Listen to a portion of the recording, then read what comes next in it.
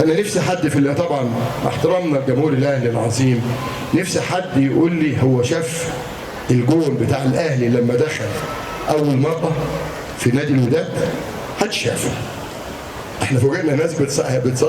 طب وليه انت مش عايز توريه لنا يا ها؟ طب بتشوفه ازاي؟ هو انت فاكر الفعال هو اللي جابه؟ لا. فاللجان دي عماله تقل ادابها وبلاي ستيشن والحاجه مش عارف ايه، وانتم مفلسين.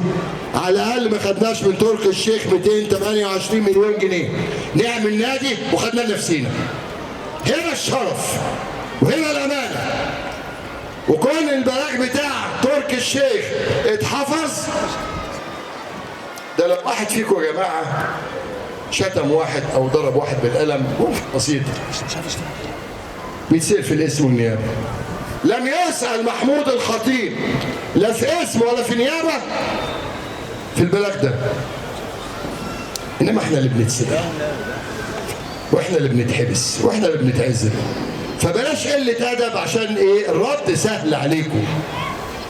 تاني الرد سهل، وخلينا محترمين هذا الكيان اللي انا دايما بقول جماهير الاهلي المحترمه فوق دماغنا زي جماهير الزمالك بالظبط.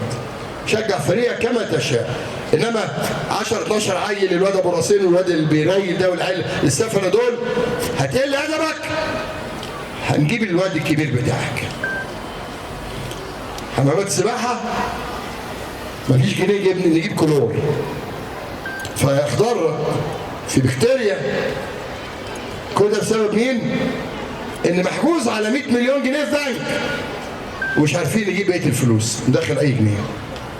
فالحمد لله الشكر لربنا والاعضاء والادوات.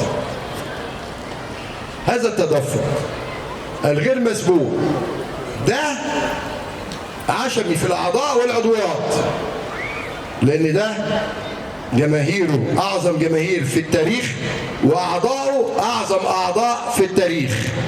في خلال اسبوع ملايين بقت في النادي.